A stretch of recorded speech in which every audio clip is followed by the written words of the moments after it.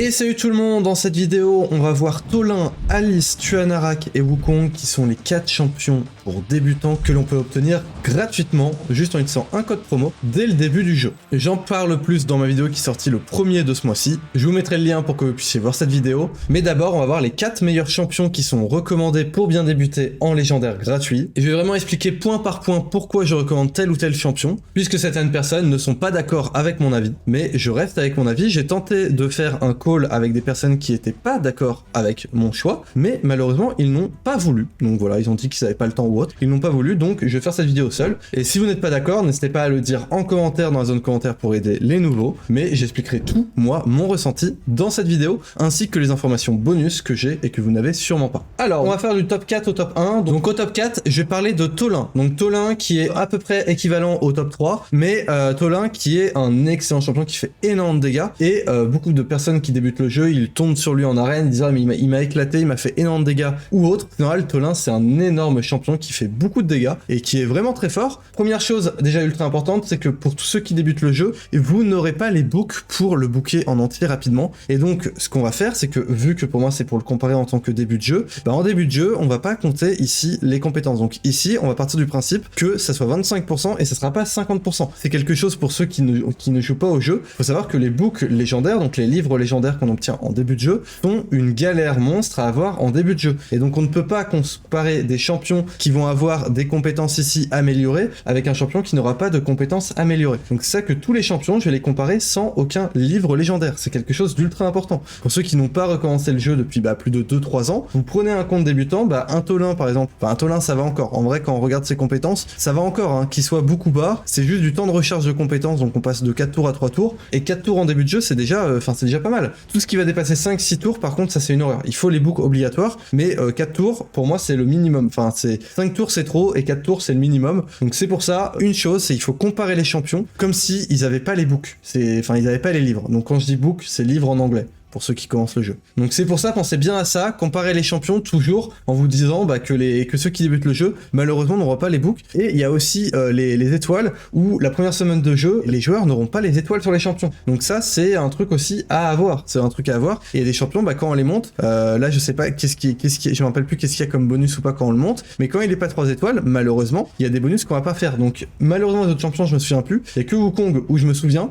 et on en parlera de pourquoi ça fait perdre des points à Wukong. Donc son 1, il attaque tous les ennemis, ça c'est quelque chose qui est excellent, donc Tolin c'est un très très bon champion pour ça, il attaque tous les ennemis, il a du coup 25% de chance de mettre un affaiblissement avant, donc ça c'est excellent puisqu'il peut faire beaucoup de dégâts. Le souci ça veut dire qu'il faut de la précision sur le champion. Sur les champions de l'Alliance corrompue, donc pour ceux qui veulent savoir ce que c'est que l'Alliance corrompue, c'est ici, c'est ça va être les rejetons, les morts vivants, les elfes noirs et les rejetons chevaliers. Ici il va avoir des bonus contre eux, donc l'Alliance des corrompus, où ça passe à 50%, et si il met un affaiblissement sur tous les adversaires, alors il rejoint un tour. Et ça c'est quelque chose qui est très très fort, hein. Ça c'est vraiment très très fort. Son A2, il attaque 2 fois un ennemi, chaque frappe du coup ignore 25% de la cible. Si c'est une alliance corrompue, un boss ou un sbire, ça va ignorer 50%, donc il fera encore plus de dégâts. Donc ignorer la défense, c'est-à-dire que si par exemple la défense de l'adversaire c'est 2000, là ça passe directement à 1000. Donc ça fait qu'il va faire beaucoup plus de dégâts. Chaque frappe réduit l'attaque de la cible de 5% jusqu'à 25%, et lui ça va augmenter son attaque de 5% jusqu'à 50%. Et donc ça veut dire qu'au fil du combat, il fera de plus en plus de dégâts. Son A3, il attaque 2 fois tous les ennemis, avant d'attaquer il se met une augmentation d'attaque de 50% sur ce champion, donc ça évite qu'il y ait un autre champion qui doive lui mettre une augmentation d'attaque. Pour chaque coup critique fait par la première frappe, ça va augmenter les dégâts de la seconde frappe de 10%, ça va aussi ignorer les invincibles et boucliers. Vraiment c'est un champion qui fait énormément de dégâts, et ça c'est des compétences qui sont très très fortes. Son passif c'est qu'il active la compétence brise démon, donc c'est son A1, il va faire tous les 5 tours joués par ce champion. Et les champions de l'Alliance corrompue, les boss et les sbires ne peuvent pas lui mettre de coup critique. Donc normalement Tolin ne pourra pas mourir à cause d'un coup critique, de toute façon quand il n'y a pas de critique ça fait beaucoup moins de dégâts, donc normalement il ne serait pas censé mourir. Donc Tolin clairement c'est un excellent champion pour débuter, en plus il est de l'affinité force, donc ça se combo, c'est un très bon combo avec le starter pour avancer dans la campagne.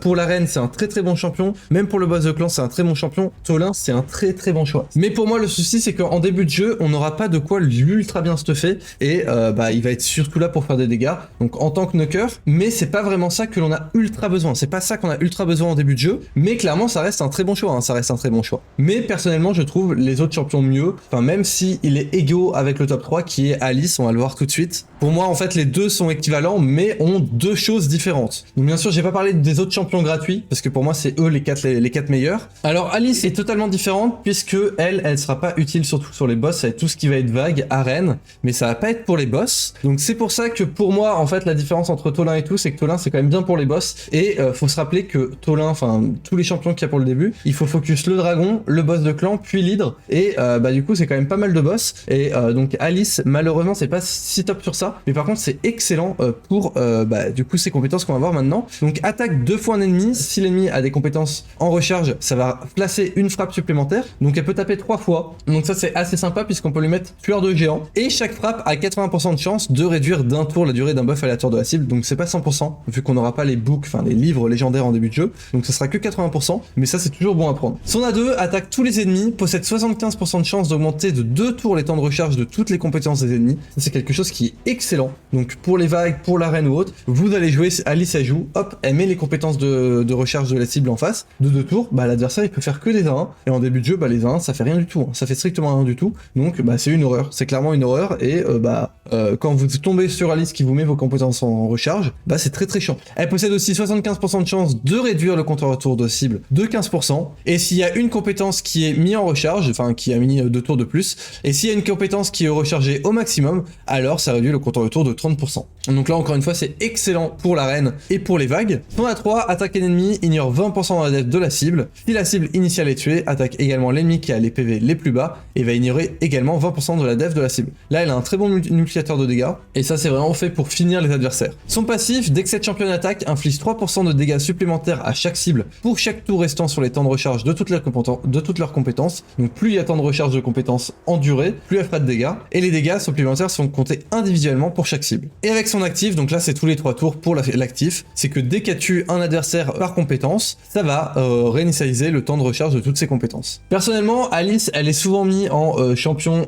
qui est excellent et tout, mais en soi, j'avoue que Tolin, c'est quand même, c'est ça que moi les deux, en fait, je les mettrais un peu ensemble dans le top 3. C'est ça que j'ai dit top 4 parce qu'il y a 4 champions, mais moi, pour moi, il s'équivaut. Entre Alice et Tolin, c'est équivalent, mais entre, pour le début de jeu, clairement, moi, je préfère un Tolin, parce que Tolin sera beaucoup mieux pour le boss, alors qu'Alice, elle a rien du tout pour les boss. Le seul truc qu'elle a en plus comparé à Tolin, c'est que ici, sur son A1, elle peut taper 3 fois. Dès que le boss ici, sur le boss de clan, sur le chevalier de feu, ici, il va avoir une temps de recharge de compétences, elle va taper 3 fois. Et là, c'est intéressant parce que pour le chevalier de feu, pour rappel, il faut taper le plus de fois possible. Et donc là, c'est quelque chose qui est un petit peu mieux que Tolin, mais sinon Tolin reste beaucoup mieux pour les boss. Là où beaucoup de personnes conseillent Alice, c'est qu'il y en a beaucoup qui l'utilisaient pour la montée en début de jeu, pour que ça soit elle qui farme la campagne. Mais comme j'ai dit, le KL, le starter le fait déjà très bien de farmer la campagne.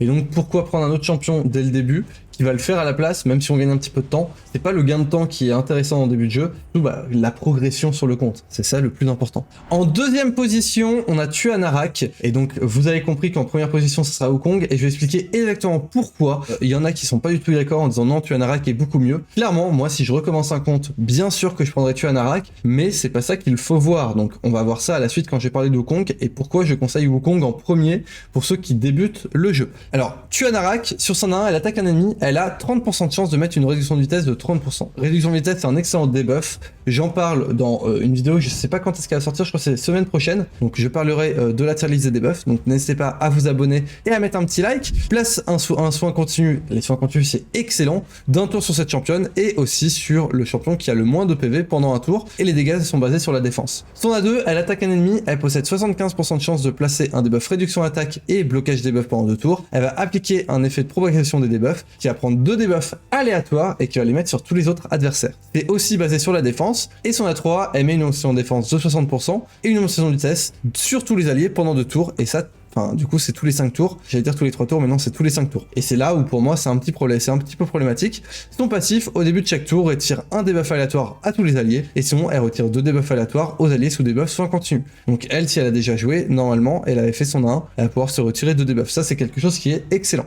Elle a une aura qui est excellente pour le début de jeu, qui permet d'augmenter la pression lors de toutes les batailles de 70%, et une vitesse de 206 qui est très rapide. Tuanarak, c'est vraiment un excellent champion. Pour l'hydre, c'est très fort. Pour le boss de clan, il y a le break attack et tout. Enfin vraiment c'est un très très bon champion, il n'y a rien à dire. Si on débute le jeu avec elle ou sans elle, c'est vraiment totalement différent. Le souci pour moi de ce champion en début de jeu, c'est que ici on n'a pas du 100% de chance. On n'a pas de 100% de chance, et comme j'ai dit, les livres légendaires vont être une galère à obtenir en début de jeu, et malheureusement on n'a pas 100% de chance, mais bon voilà, il faut bien des petits défauts. Ici c'est 5 tours et pas 4 tours. Après si on arrive à avoir des livres légendaires c'est bien, mais c'est une galère au début de jeu, mais c'est un excellent champion. Pour moi c'est le meilleur champion pour débuter quand on connaît déjà le jeu et qu'on sait qu'on va tenir sur le jeu longtemps. Pour quelqu'un qui sait qu'il va jouer pendant au moins 1 an, 2 ans au jeu tous les jours, vous prenez Tuanarak, c'est un excellent champion qui va avoir un impact dans les boss et tout, qui sera beaucoup plus puissant que Wukong. Et je vais parler tout de suite de Wukong et pourquoi je le recommande quand même pour ceux qui débutent le jeu. Donc Wukong, on va parler de Wukong. Alors Wukong attaque un ennemi, il a 25% de chance de mettre un debuff étourdissement pour un tour, ses chances passent à 50% si la cible possède des buffs. Son A2, il attaque un ennemi, il ignore 50% de la def de la cible, si la cible est tuée, attaquera tous les ennemis restant avec l'excédent de dégâts.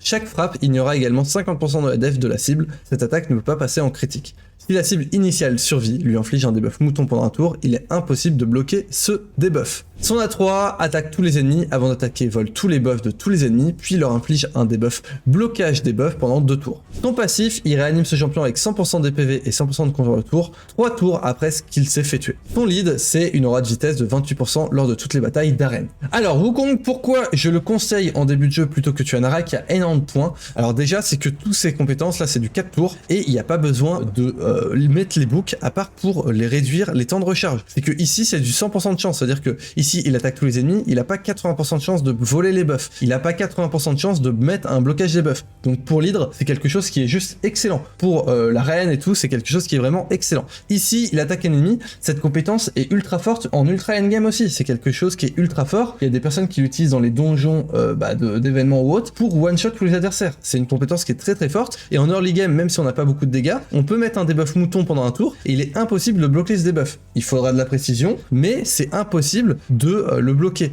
Et donc sur les team arènes, sur des champions que vous voulez faire dans les vagues, donc tout ce qui va être vague ou autre, le champion qui vous embête le plus, vous lui mettez un mouton et c'est bon. Donc vous n'avez plus à vous tracasser de ce champion là. Et un champion qui est ultra tanky que vous voulez tuer ou autre, par exemple un petit chevalier suprême qui peut être ultra chiant en début de jeu, vous lui mettez le petit mouton dessus, et puis même s'il est tanky, quand il va retirer de son mouton, hop, il aura moins de PV. Vous allez pouvoir le tuer parce qu'il sera beaucoup plus simple à tuer vu qu'il aura moins de PV. Donc comme j'avais dit tout à l'heure, le seul souci c'est que la première semaine de jeu, vous n'allez pas pouvoir le monter puisque vous n'aurez pas de quoi le monter en étoile. Pour débloquer son passif, les autres champions, je sais pas ce qu'on débloque avec les passifs, mais c'est pareil. C'est une galère en début de jeu pour pouvoir monter dessus, mais clairement son passif ici, ça permet de faire les 3 étoiles de la campagne très rapidement. C'est quelque chose qui est ultra bien. Il faut savoir que là, je vais parler des informations plus tard dans la vidéo, là, dans 2-3 minutes, parler des informations que beaucoup de personnes n'ont pas, et qui fait que je conseille Wukong plutôt que Tuanarak pour ceux qui débutent le jeu. Ici, le fait qu'il mette un étourdissement, c'est toujours bon à prendre, et son lead d'arène, ça permet d'éviter d'avoir un lead d'arène, d'aller chercher un lead d'arène, puisque pour les missions d'arbitre, pour rappel, il y a pas mal de quêtes d'arène, donc le lead d'arène est quelque chose qui est excellent. Il faut savoir qu'en début de jeu, vous avez très peu de champions qui vont vous mettre un meilleur lead que le lead de Wukong, et vous pouvez avoir dans les autres contenus de jeu, vous pouvez avoir un autre lead qui sera bien plus intéressant que celui de... Enfin, de toute façon, vous n'allez pas pouvoir utiliser celui de Wukong, mais qui sera bien plus intéressant. Tuanarak, par exemple, vous n'avez pas de lead arène. Le lead de Tuanarak, c'est pas un lead d'arène. Et Tuanarak, vous n'avez pas l'utiliser en arène. Maintenant, on va parler de choses, et c'est pour ça que j'aurais bien aimé faire un call avec des personnes qui disent non, Lucas, arrête de conseiller Wukong et conseille Tuanarak. Voilà, moi, c'est des informations que je vais vous partager et que, clairement, c'est des personnes qui ne sont pas au courant. Et quand j'en parlais, en fait, ça a arrêté de parler. C'est les joueurs qui débutent le jeu. Vraiment, mettez-vous à la place d'un joueur qui arrive sur le jeu, qui sait pas s'il va rester sur le jeu 3 mois, 6 mois, 1 an. Maintenant, vous lui mettez le choix entre débuter le jeu avec Wukong ou débuter le jeu avec Tuanarak. Maintenant, vous mettez ce joueur-là dans la campagne. Dans la campagne, pour rappel, vous allez galérer un petit peu à monter. Avec Wukong, personne ne peut galérer à monter dans la campagne. C'est impossible de bloquer dans la campagne grâce à Wukong. C'est impossible. C'est le counter parfait pour la campagne. Vous allez monter très rapidement la campagne. Et il faut savoir qu'il y a beaucoup de joueurs qui, à l'époque, abandonnaient à cause de ça. Avec Tuanarak, oui, vous allez pouvoir monter dans la campagne, mais ça sera beaucoup moins rapide. Et quand quelqu'un débute le jeu, qu'est-ce qui lui donne le plus de dopamine? Donc, qu'est-ce qui va lui donner le plus de plaisir? c'est est-ce que c'est de battre tous les ennemis ultra facilement ou de commencer à galérer et tout. Bah en fait avec Wukong il va avancer dans la campagne très facilement, ultra rapidement, et en fait ça va être un plaisir monstre pour lui d'avancer sur le jeu, ça va lui donner énorme plaisir et ça va lui donner plus de chances de continuer. Alors qu'il y en a avant qui bloquaient sur le jeu. Et c'est quelque chose qui est ultra important à prendre en compte, c'est bah, les joueurs, quand ils débutent le jeu, s'ils ont plus de plaisir, ils ont plus de chances de rester sur le jeu. Et c'est d'ailleurs pour ça que Wukong, c'est le champion qui est là depuis le plus longtemps en tant que gratuit. Et s'ils ont ajouté Tuanarak, c'est pourquoi? C'est pour les joueurs qui jouent déjà au jeu et qui reprennent le jeu. Parce que ces personnes-là qui reprennent le jeu, elles n'ont pas besoin de cette dopamine. Parce qu'ils savent très bien comment fonctionne la campagne, ils vont avancer petit à petit et ils vont se débloquer très rapidement. Mais là où ils vont bloquer, ça va être plus dans les boss, le boss de clan, l'hydre. Et là, Tuanarak est plus intéressante dans le boss de clan et dans l'hydre. Et encore, l'hydre, clairement, Sun Wukong est aussi très très fort. Le boss de clan, il est beaucoup moins fort parce qu'en soi, il sert presque à rien. Alors que, clairement, Tuanarak dans le boss de clan, c'est très très fort. Mais ici, le blocage des buffs qu'il fait, pour moi, entre début de jeu, voilà, entre Sun Wukong et Tuanarak, bah moi, je préfère le Sun Wukong, puisqu'il va voler les buffs et il va mettre un blocage des buffs. Alors que, pour rappel, la Tuanarak, elle rajoute le break attack qui est très très fort, mais le souci c'est que c'est pas du 100%, alors que ici c'est du 100%. En plus de ça, le Sun Wukong ici il a un passif qui est très très fort pour l'arène et pour le boss, pour certains boss comme le dragon, puisque s'il meurt, bah en fait il se fait réanimer, et il y a pas mal de boss où ça peut être utile, il y a pas mal de vagues où ça peut être utile, ça peut permettre de faire du 3 étoiles, et ça peut permettre de ne pas avoir obligatoirement un double raise. Si vous avez un seul raise c'est très bien, et si votre raise il est en cooldown, bah Sun Wukong il meurt, hop, il se fait réanimer, et c'est très bien. Et d'ailleurs en arène c'est très très fort, il y a beaucoup de personnes qui c'est une horreur à jouer en début de jeu avec un Sun Wukong, vous n'arrivez pas à tuer votre team en face, hop, il réapparaît et il tue tous les adversaires. Et en endgame, il y a plein de contenu on peut l'utiliser, donc clairement après c'est pareil pour Tuanarak, il y a plein de contenu, mais Tuanarak souvent on va beaucoup moins l'utiliser en ultra endgame, à part dans certains contenus. Par exemple la chimère, clairement on va toujours l'utiliser quoi. Et donc c'est pour ça, c'est l'information que beaucoup manquent, c'est que Wukong, ça permet à ceux qui ne sont jamais joués au jeu de pouvoir rester plus longtemps sur le jeu et de pouvoir découvrir Red sur Legend d'une façon qui leur donne plus de plaisir que par exemple Tuanarak. Tuanarak, il y a moins de plaisir pour ceux qui débutent le jeu de jouer Tuanarak que Sun Wukong, puisque Sun Wukong permet de débloquer, enfin de donner beaucoup plus de plaisir à monter, à avancer beaucoup plus rapidement et ne avoir moins de blocage. Vous allez avoir les blocages plus sur l'hydre et le boss de clan à peu près au bout de un mois et demi de jeu. Mais si la personne reste un mois et demi de jeu, c'est-à-dire qu'elle va sûrement rester un peu plus sur le jeu. Petit aparté que je pense en fin de vidéo, il y a beaucoup de personnes qui commencent le jeu juste pour free cash, et donc pour free cash, moi je vous recommande clairement le champion numéro 1. Pour ceux qui ne connaissent pas free cash, je vous laisse le lien dans la description. Vous pouvez gagner actuellement 331 € en jouant à Red sur Legend. N'hésitez pas à vous inscrire et regarder. Pour ceux qui n'aiment pas free cash, n'hésitez pas à me contacter sur Discord. Personnellement, on n'a eu jamais aucun souci pour ceux qui ont retiré de l'argent. Tous ceux qui se sont inscrits sur free cash ont pu retirer l'argent. Donc s'il vous plaît, arrêtez de dire que c'est de l'arnaque sans avoir testé. Testez et ensuite vous me contactez s'il y a un souci. Mais pour le moment, il n'y a personne qui m'a contacté puisque ça a toujours fonctionné. Je vous laisse avec la suite de la vidéo. Et donc voilà mon conseil maintenant. Mon conseil, c'est que si vous débutez le jeu, vous n'avez jamais débuté le jeu et que vous aimez bien progresser très rapidement et tout, prenez Wukong. C'est le champion qui va vraiment vous aider à progresser, qui va être excellent. Et Tuanarak, c'est beaucoup plus pour ceux qui connaissent déjà tous les trucs sur le jeu et qui veulent recommencer en compte. Tuanarak, c'est un excellent champion qui va permettre de pouvoir progresser plus longtemps dans le jeu. Donc à partir de peut-être 1-3 mois de jeu, Tuanarak va avoir une différence comparée à Wukong. Wukong, ça va être plus pour le premier mois de jeu où vous allez voir une différence énorme. Mais Tuanarak, ça va être celle qui va vous proposer une meilleure ascension sur le jeu à partir du premier mois de jeu. N'hésitez pas en commentaire à me dire exactement ce que vous en pensez. Tous ceux qui recommandent Tuanarak, n'hésitez pas aussi à dire ce que vous en pensez exactement. Pour les commentaires que j'ai déjà vus en disant non, Lucas il aime pas du tout Tuanarak, non, même moi je l'utilise. C'est un excellent champion Tuanarak, c'est vraiment un très très bon champion. Mais s'il vous plaît, pour ceux qui débutent le jeu et qui veulent rester sur le jeu, conseillez Wukong puisque c'est le champion qui a le meilleur taux de rétention sur le jeu comparé à Tuanarak. Vous prenez le taux de rétention entre Wukong et Tuanarak, je peux pas partager ces informations là, mais vous prenez le taux de rétention entre Wukong et Tuanarak et vous verrez que Wukong a un très gros taux de rétention sur les nouveaux joueurs que les Tuanarak. Si vous voulez qu'il y ait toujours plus de joueurs sur le jeu, bah alors du coup Wukong est le meilleur choix. Enfin, vu que c'est le meilleur taux de rétention, c'est-à-dire que c'est là où il y a le plus de joueurs qui restent sur le jeu, et donc bah si c'est le meilleur taux de rétention, ça veut dire que c'est le champion à conseiller. Pour moi, c'est la stat la plus importante, c'est le taux de rétention sur le champion. N'hésitez pas à vous abonner et mettre un petit like, et je vous laisse regarder la vidéo ici qui s'affiche si vous voulez commencer avec des épiques sur le jeu, ainsi qu'un légendaire gratuit. Allez, ciao tout le monde!